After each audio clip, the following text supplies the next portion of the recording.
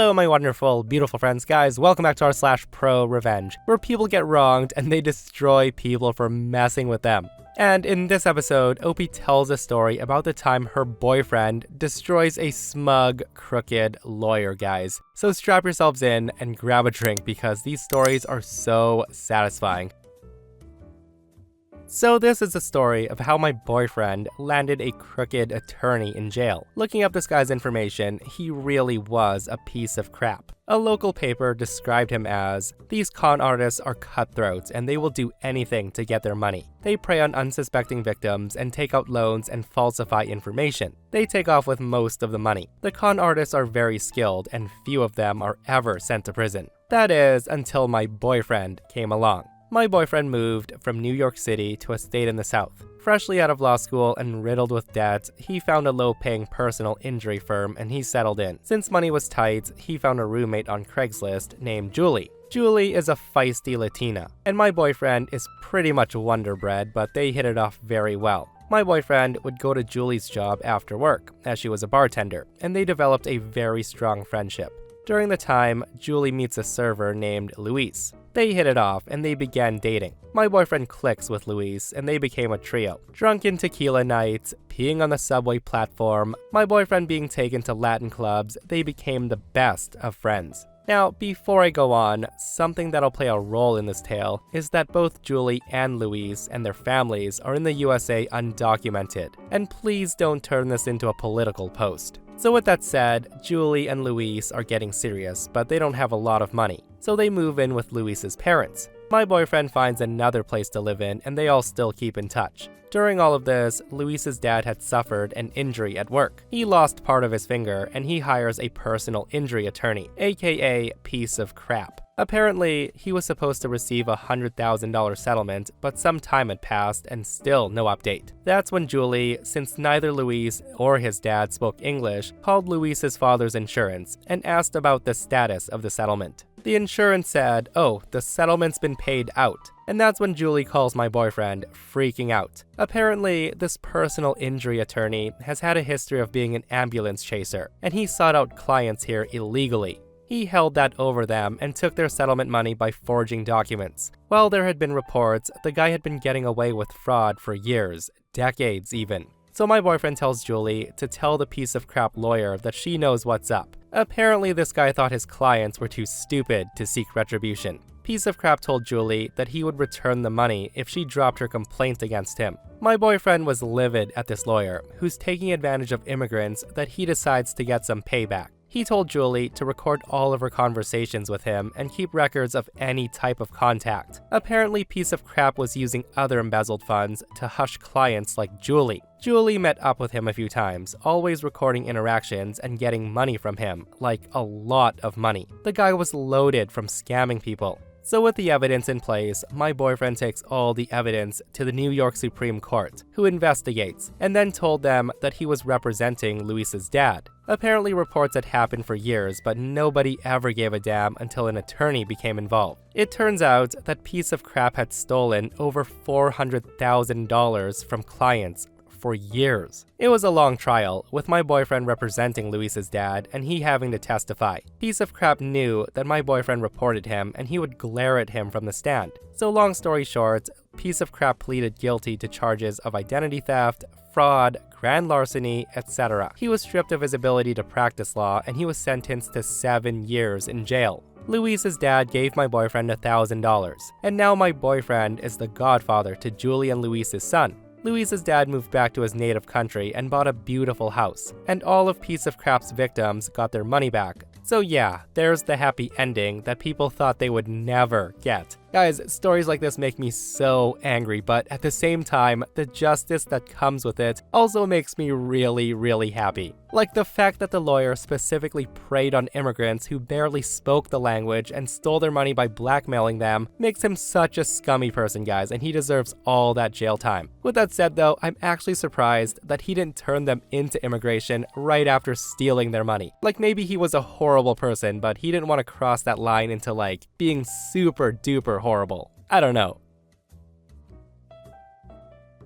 This opinion is crap, my boss told me. My boss had been a lawyer for 3 years, and the firm assigned me to him for training, to show me, junior counsel, how to be a litigator. Now, I disliked my boss for a number of reasons. The guy knew no law, and he expressed himself badly in writing. And for a litigator, that's like strike 1 and strike 2 right there. And strike 3 was this: the guy had no balls. Like, he was actually scared of going to court. I noticed this when he took me to assignment court one day, and when it was his turn to speak, his hands were shaking. The guy was scared in effing assignment court, where all you do is set a trial date. The guy would do his best to make my life miserable. "What's wrong with what I wrote?" I said. "Not what I asked for," he said, turning away. But when I checked the memo he'd emailed me 2 weeks earlier, I saw that the opinion I wrote was exactly what he asked for. I knew what was up. He was going to delete my dockets for writing the memo, and then claim he did it himself, thus leaving me quite a bit short of my docketing quota for the month. Now, I knew he would do this to me because he had done this before, and I knew that my memo would wind up on a partner's desk without my name on it. I knew that for a fact because the firm I worked at was one of the first in the city to have a really good internal network. We were using email for internal communications before the internet became a thing, so the firm was way ahead in terms of technology, but not in terms of security. And not long after I joined the firm, I learned how to surf away on the firm's hard drive to find interesting things, like evidence that my boss was plagiarizing my work. My boss was the very model of the young downtown lawyer. His perfect shoes always gleamed, and he wore bespoke suits because he came from money. Everyone just took it for granted that he was on the partner track. I, on the other hand, was well on my way to nowhere special, so maybe he thought it was okay to F with me. If so, that was a big mistake on his part. I didn't like having my billable hours messed with. I seriously resented it, because I was already being targeted as one of the juniors who doesn't docket as much as he should, and I was getting pushback from the partner who headed our team. I told the partner what was going on, but he didn't care. It was like being back in middle school, showing up in the office with bruises on my face and the principal saying, "Boys will be boys," and then sending me on my way. "You'll just have to work harder or smarter," the partner said when I reported my latest BS thing that my boss did to me. And the thing is, I couldn't work harder because I was doing the usual 6 days a week, but I could work smarter, and that night I thought up a plan. Christmas was coming, and I thought I'd give my boss a little present. The present lands on his desk December 24th, in the form of a memo purporting to be from the partner that my boss reported to. The partner was an old guy and not really on board with emails and computers, so he did everything old school, on paper. So when my boss came in on December 24th and he saw a memo on his desk from the partner with a legal research assignment, that wasn't unusual. The memo was drafted in the usual form that the partner used, because of course I had taken great pain to make sure that it looked authentic. My boss then walked over to the cubicles where the juniors worked and gave me the same memo, except his secretary had retyped it. So now the assignment was from him to me, instead of from the partner to my boss. And the assignment was difficult, like really difficult. I whined, "But this is a huge assignment, and I'm gonna be away. Can't you get someone else to do it? Is it really urgent?" The memo I had forged to my boss stressed how totally urgent the situation was, but there's no way my boss could double check with the partner, because the partner left the day before on vacation. That's why I waited till December 24th. "No can do," my boss said. "This is a big deal. Just let HR know. Maybe they'll give you time and a half or something. Just get the work done." He then turns his back and walked away, thinking he had ruined my holidays. But he was mistaken. You see, I had written a paper for a third-year course that was basically the same thing as the research assignment in the memo. So the only work I had to do was find the old floppy disk with the draft on it, then fiddle with it a bit, and voila, a very detailed and very long memo on an obscure point of Admiralty law, with references starting back to Lord Coke's day. So with that, I put the memo together and took my holidays as planned. I wasn't traveling anywhere because I had no money, but I saw my family and stayed in town. And I made a point of dropping by the office during the holidays, sending an email or two, establishing that I was around, and docketing all my time for the huge amount of research I was allegedly doing. So the holidays end, and I'm sitting in my cubicle with a huge stack of work to do, and my boss comes up to me in one of his bespoke suits with a gold tie pin and cufflinks to match, looking smug. He was wearing a gold watch too. He was dressed up, even for him, trying to make an impression of some kind. He then says to me, "Where's that memo? You were supposed to have it on my desk when I got back. I'm going into a meeting at noon." "Just finished it this morning," I said, handing him the lengthy memo that was still warm from the printer. My boss took the memo in his hands and felt its heft, and he smiled. He then turned, walked away without saying a word.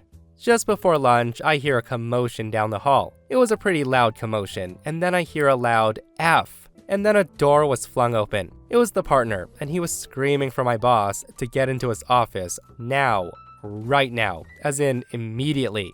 I then had the pleasure of watching my boss scramble down the hall, and I hear, "Just what the effing hell is this?" the partner said. He was holding my handiwork at arm's length with his thumb and index finger, as if he were afraid that handling it would soil him. My boss then mumbles something, and the partner ushers him inside. I then heard more shouting, and then the sound of muffled excuses, and then more shouting from the partner. And that's when the door flung open again. "OP, get your ass in here too," the partner said. And I got my ass in there pronto. He then said to me, "Did you write this effing memo?" I take it from him and looked it over, and I said, "I wrote it. The cover page has been changed to remove my name, but other than that, it's mine. I spent all Christmas on it. Is there something wrong with it?" Hearing me say that, the partner exploded. "Is there something wrong with it? I'll tell you what's wrong with it. It's effing useless. Totally useless." That's when I explained that I had followed my boss's instruction to the letter, and that I docketed more than 100 hours on this. At this, the partner really went nuts. He then told me to go back to my desk and fetch him the memo from my boss. I brought it to him, and when he read it, his face went red. He told me I could leave, and I just haul my ass out of there. From my little cubicle, I wasn't close enough to hear the full chewing out that my boss got, but I did hear all the details through the grapevine the next few days, and how the partners were seriously pissed that my boss had wasted over 100 hours of a junior's time on a useless task that was obviously a prank. And how had my boss not realized that he was being pranked? Was he an idiot? I wasn't blamed at all. Of course, I had been working under my boss's close supervision. My boss didn't get fired, but there were some good outcomes for me. For one thing, the partner told me to send him a copy of any memos I wrote for my boss, and that ended him taking credit for all my work. My boss also stopped deleting my dockets for my research. Plus, I got a belated Christmas bonus for having to give up my alleged vacation to write this stupid memo. I really hated working in that place, but whenever times were tough, I would think back to the case of the forged memo, and that always brings a smile to my face. Oh my goodness, guys, what OP did to his boss was absolutely brilliant. And the best part was that OP got away with it, guys, while his boss got destroyed. And this person asked, how did they not figure out it was you who forged the memo? Wouldn't the partners want to find the person responsible for the prank that cost them over 100 billable hours? And OP responds, I'm sure they did, but there's no way for them to find out. Whatever list of suspects they had, I would have been at the bottom of it. So let's call him Joe. I have to call him something. This man I ruined, but I can't call him by his real name, so let's call him Joe. And Joe was a wife beater. I was hired by Joe's brother-in-law, the brother of the wife that Joe beat. My client was also Joe's ex-business partner. Aside from the whole "you beat up my sister" thing, the client had another beef with Joe, a serious business beef. My client took it to court and gave me the case to handle. Joe and his lawyers fought me. Joe was confident that his BS and outright perjury would carry the day. It's always worked before. His BS and his fist had won him a good settlement with his ex-wife, free of child support. So maybe he thought that threats and lies would carry the day once more, but he was wrong. And after the trial, I had a judgment against him, a big judgment, far bigger than he could pay. Joe twisted and he turned and he shimmied and shaked. But after a while, I'd located and taken all of his assets. It was easy, really. Joe had no thought of consequences, so he didn't lawyer up until it was too late. I went through Joe's assets like a meat grinder. And after a while, Joe had but one property left, a house, and he clung to that house. For it was rented out, and that was his sole source of income. Joe lived in the unfinished basement, and he survived on what the upstairs tenants paid him. He cashed their rent checks at payday loan places, paying hefty fees, but it was worth it, because he knew that I would garnish any bank account that he opened. Joe managed to hide his rental place from me for a while because he owned it through a numbered company, but my investigator found him one day and followed him home. Joe self-repped his way through the next stage, which did take a couple of years, but in the end, I had his last house, the house where he lived in the unfinished basement. Joe stepped out one day to get a pack of cigarettes, and when he came back, the sheriff had changed the locks. "Can my client at least live in the basement?" Joe's lawyer said to me, pro bono, because by this point, Joe had nothing to pay lawyers. I knew the pro bono guy because he practiced law nearby. As I was talking to him, I could see pro bono guy's office window across the parking lot from my office tower window. "Ask the purchaser," I said. "It's out of my hands." And it was. I told Joe's lawyer that the new owner would not let him back into his basement apartment. Joe, a man who had owned this and that, here and there, and all over town, had just lost the last thing he owned on Earth, except for his truck. He still had his truck left. Joe's truck was a big gas-guzzling beast that he drove around in. It was too old and too frail to be worth seizing, so I let Joe keep it, and I was glad I did that because now the truck was where Joe slept, until he made a mistake and he lost his truck too. He lost his truck the day I got a phone call from the tenants at the house that Joe used to own. The tenants told me he came back and he parked his truck across the driveway, adding that Joe had gone nuts. He had parked his truck in a rage, out of spite, and then walked into town saying he'd be back later that day to sleep in his truck. "Can you get around the truck?" I asked. The tenant could not, as the driveway was blocked. That's when I called one of the tow truck guys that I used to defend back in my criminal lawyer days. And in a couple of hours, that truck was gone and it was parked somewhere else, somewhere special, in accordance with my specific instructions. Next day, pro bono lawyer calls me and he says my guy wants his truck back. I tell him that's not happening. "But you have no right to the truck," he said. "He has no right to block a man's driveway," I replied. It was terrible, really, standing up high, pronouncing words that took away a man's final asset, the last thing he owned on Earth. I imagined that this must be what God feels like before he strips a man of everything and sends him to hell. "Are you really gonna make me go to court over this?" said the pro bono guy. "Do what you gotta do," I said. And pro bono guy said that his client was coming the next day to sign an affidavit, and then they were going to court to get the truck back. The next day was bright, and the sun was shining. It was 9 a.m., and I looked out the window, sipping on my coffee. That's when my phone rang. I picked it up, and it was pro bono man. He says to me, "Why didn't you tell me that Joe's truck was parked right outside my office?" His voice was tight, and I could tell that he must have been shaking with anger. "Is that so?" I said.